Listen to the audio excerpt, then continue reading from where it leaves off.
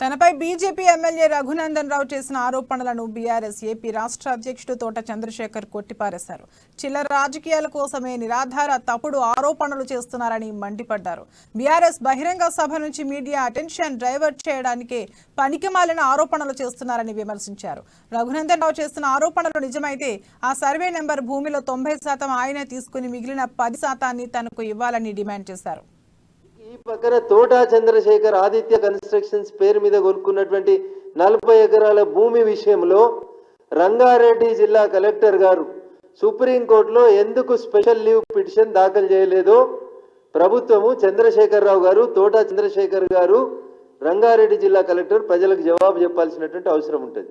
ఎవరైతే ఆరోపణ చేశారో వారికి 4,000 కోట్లలో నాకు దాంట్లో 10% ఇచ్చి 90% వాళ్ళే తీసేసుకోవాలి. సర్వే నెంబర్లు కూడా చెప్తున్నారు. అదే ఆ సర్వే నెంబర్ వాళ్ళే తీసేసుకొని మొత్తం ఈ రోజు 90% వాళ్ళే తీసుకొని నాకు 10% ఇస్తే ఈ రోజు ఇవ్వడానికి మేము రెడీగా ఉన్నాం. ఈ రోజు నిరాధారమైన ఆరోపణలు చేయటం, ఒక సెన్సేషన్ క్రియేట్ చేయటం ఇవి పొలిటికల్ పార్టీకి సహజం.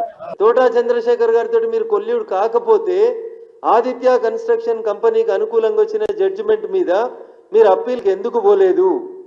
100 కోట్లు ఇంటూ 40 ఎకరాలను లెక్కేసుకున్న సుమారు 4,000 కోట్ల రూపాయల ఆస్తుల్ని, తెలంగాణ ఆస్తుల్ని అప్పనంగా ఒక ఆంధ్ర ప్రాంతానికి సంబంధించిన రియాల్టర్కి కట్టబెట్టడమే కాకుండా 22A ఈ భూములను మేము తీసేస్తాం, నువ్వు మా పార్టీలో చేరు, ఈడొచ్చిన పైసలలో క్విడ్ ప్రోకో తోటి నువ్వు సగం నేను సగం, రేపు బీఆర్ఎస్ సభకు నువ్వు ఖర్చు పెట్టు, జనాన్ని ఛత్తీస్గఢ్ నుంచి ఆంధ్రప్రదేశ్ నుంచి భారీగా తరలించు.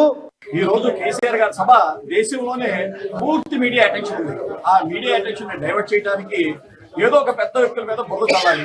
బురద చల్లితే మన వైపు చూస్తారు, అటెన్షన్ పెరిగింది అన్న తప్పిస్తే పొలిటికల్ గా చేసే ఆరోపణ తప్పిస్తే దాంట్లో 1% కూడా ఆధారం లేదు.